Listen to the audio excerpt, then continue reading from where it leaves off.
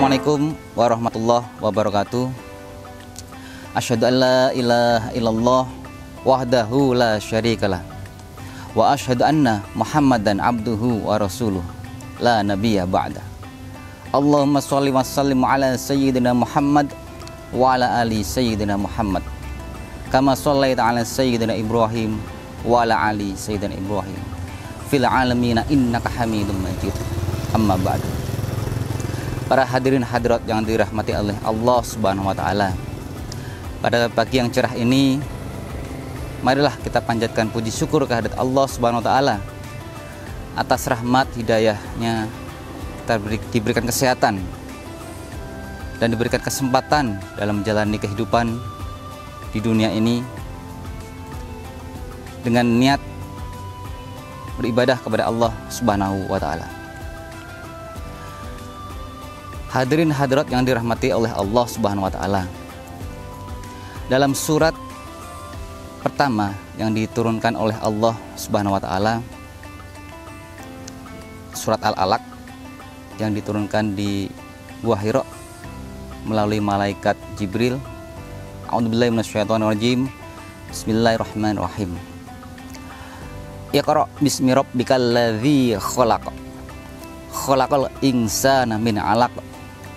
Iqra wa rabbukal akram. Alladzi 'allama bil qalam. 'Allamal insana ma lam ya'lam. Yang artinya adalah Iqra, bacalah dengan menyebut nama Tuhanmu yang menciptakan. Khalaqal insana min 'alaq. Dia telah menciptakan manusia dari segumpal darah. Iqra wa rabbukal akram. Bacalah dan Tuhanmu yang maha mulia. Alladzi 'allama bil qalam. Yang mengajar manusia dengan pena. 'Allamal insana ma lam ya'lam. Dia mengajarkan manusia apa yang tidak diketahuinya. Hadirin hadirat yang dirahmati oleh Allah Subhanahu wa taala. Iqra, kata pertama yang diturunkan oleh Allah Subhanahu wa taala melalui malaikat Jibril. Iqra artinya adalah bacalah. Dalam ilmu nahwu shorof disebut fi'il amar atau kata perintah. Bacalah. Allah dalam menurunkan firman yang pertama kali adalah bacalah. Iqra.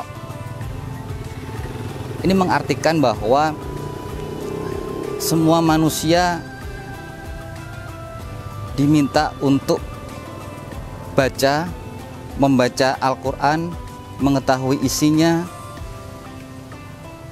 dan menjalankan segala sesuatu yang diwahyukan oleh Allah Subhanahu wa taala.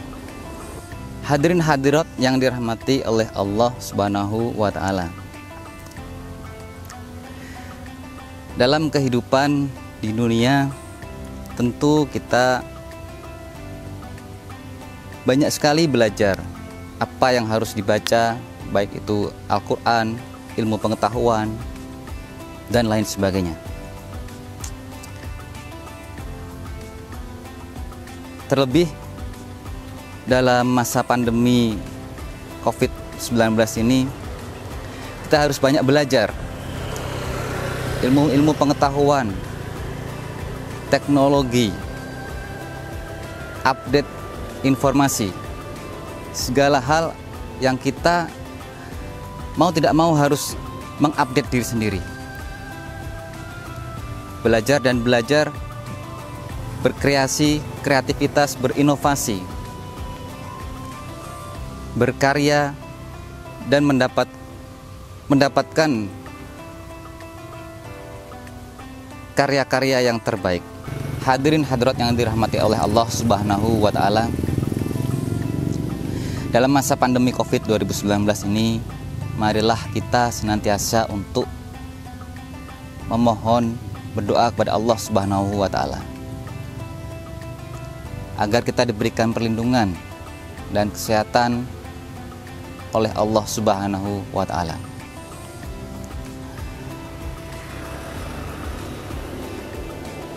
Salah satunya untuk berdoa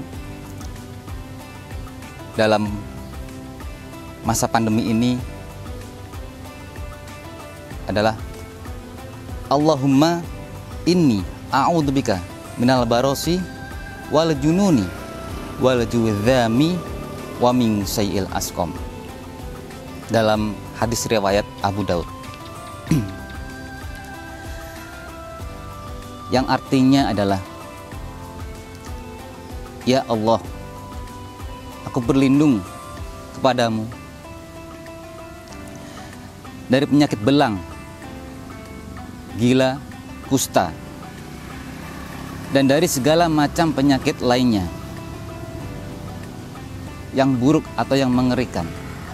Hadis riwayat Abu Daud. Hadirin hadirat yang dirahmati oleh Allah Subhanahu wa taala, marilah senantiasa kita untuk selalu bersyukur kehadirat Allah Subhanahu wa taala. Dalam surat Al-Baqarah ayat 152. A'udzubillahi minasyaitonirrajim. Bismillahirrahmanirrahim.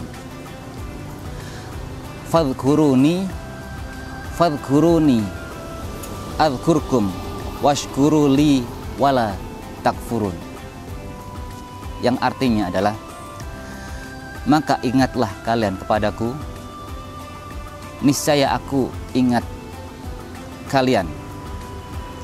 Washkuru, dan bersyukurlah kalian, li, kepadaku Allah, wala takfurun, dan janganlah kalian ingkar kepadaku. Hadirin hadirat yang dirahmati oleh Allah Subhanahu wa taala, dalam surat Al-Baqarah ayat 152 tadi Allah berfirman bahwa ingatlah kepada Allah, maka Allah akan mengingat kita.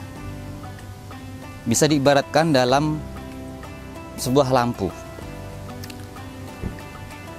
Lampu yang redup atau lampu yang terang. Lampu yang redup ini diibaratkan kita menjauh dari Allah. Kalau lampu menjadi terang, kita dekat kepada Allah, maka Allah pun akan dekat kepada kita. Saya mengingatkan diri saya sendiri dan juga kepada pemirsa sekalian untuk kita senantiasa selalu mendekatkan diri kepada Allah Subhanahu wa taala. Karena dengan kita mendekatkan diri, bersolawat, berdoa, maka Allah akan dekat dengan kita. Dan janganlah kita mengingkari nikmat dari Allah Subhanahu wa taala. Nikmat kita sangat banyak sekali. Nikmat hidup, alam yang luar biasa. Nikmat sehat banyak sekali yang harus perlu kita syukuri kepada Allah Subhanahu wa taala. Hadirin hadirat yang dirahmati Allah Subhanahu wa taala. Manusia tak luput dari kesalahan, karena manusia adalah tempatnya salah dan lupa. Maka dari itu marilah kita banyak-banyak untuk memohon ampun kepada Allah Subhanahu wa taala. Dalam surat Al-A'raf ayat 23.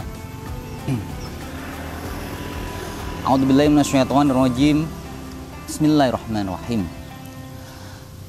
Qala Rabbana dzalamna anfusana wa illam taghfir lana wa tarhamna lanakunanna minal khasirin. yang artinya adalah, ya Tuhan kami telah menzalimi diri kami sendiri. Jika Engkau tidak mengampuni kami dan memberi rahmat kepada kami, niscaya kami termasuk orang-orang yang rugi. Maka dari itu, saya mengingatkan diri saya sendiri dan juga kepada pemirsa sekalian untuk banyak-banyaklah kita memohon ampun kepada Allah Subhanahu wa Ta'ala. Karena kita tidak menyadari kesalahan yang kita perbuat merupakan kumpulan-kumpulan dosa. Maka dari itu, marilah kita banyak-banyak memohon ampun kepada Allah Subhanahu wa Ta'ala. Hadirin hadirat yang dirahmati oleh Allah Subhanahu wa Ta'ala, sebagai umat manusia, selayaknya kita berusaha semaksimal mungkin dalam bekerja apapun di bidang kita masing-masing. Bekerja secara tanggung jawab, jujur, penuh dengan kreativitas, inovasi, dan lain sebagainya. Masalah rezeki sudah diatur oleh Allah Subhanahu wa Ta'ala. Namun kita senantiasa untuk bekerja semaksimal mungkin sesuai bidang kita masing-masing. Bekerjalah semaksimal mungkin seakan-akan kita akan hidup selamanya. Namun beribadahlah tepat waktu dan perbanyaklah ibadah seakan-akan esok kita akan menghadap kepada Yang Kuasa. Hadirin hadirat yang dirahmati oleh Allah Subhanahu wa Ta'ala, usia kita tidak akan pernah tahu usia kita berapa. Banyak sekali usia-usia yang masih muda sudah menghadap kepada Allah Subhanahu wa Ta'ala. Tidak harus tua, tidak harus muda. Yang baru lahir pun kadang juga langsung menghadap kepada Allah. Wallahu a'lam bishawab. Hanya Allah yang tahu umur umat manusia. Maka dari itu, saya mengingatkan diri saya sendiri dan pemirsa sekalian, bekerjalah semaksimal mungkin. Namun ketika waktunya sholat ataupun waktunya beribadah, kita tinggalkan sejenak pekerjaan kita. Kita sholat kepada Allah, kita sholat berjamaah, menjalankan kewajiban kita sebagai umat muslim, berdoa kepada Allah Subhanahu wa Ta'ala, dan kita bisa kembali melanjutkan ke pekerjaan kita masing-masing. Hadirin hadirat yang dirahmati oleh Allah Subhanahu wa Ta'ala, keindahan dunia ini adalah fana. Yang kekal adalah di akhirat nanti. Maka dari itu, perbanyaklah amal-amal ibadah, amal-amal soleh, amal-amal yang tidak terputus, antara lain ada 3. Yang pertama adalah anak soleh, yang kedua adalah amal jariah, dan yang ketiga adalah ilmu yang bermanfaat. Hadirin hadirat yang dirahmati oleh Allah Subhanahu wa Ta'ala, di dalam dunia pendidikan, baik itu Bapak Ibu dosen, mahasiswa, ataupun tenaga pendidikan, kita bisa mencari ilmu yang bermanfaat tadi. Antara lain dalam sebuah karya. Bapak Ibu dosen misalnya membuat buku-buku ilmiah yang nanti akan dibaca terus-menerus oleh umat. di sana akan mengalir amal yang tidak terputus. Mahasiswa mungkin bisa membuat karya ilmiah, tenaga kependidikan bisa membuat karya-karya. Di sini kita perbanyaklah ilmu yang bermanfaat untuk umat. Antara lain tadi bisa membuat buku, jurnal, karya tulis, karya ilmiah sesuai dengan bidang kita masing-masing. Dan kita niatkan untuk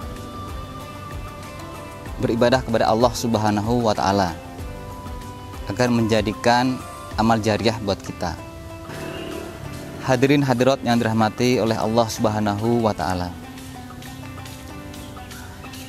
sebagai manusia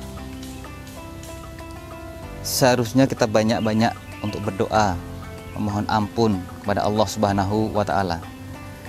Dalam melakukan segala sesuatu, jangan lupa untuk berdoa, beristighfar, memohon ampun kepada Allah Subhanahu wa Ta'ala, dan berdoa agar segala sesuatu diberikan kemudahan oleh Allah Subhanahu wa Ta'ala. Ada 4 kunci pemirsa.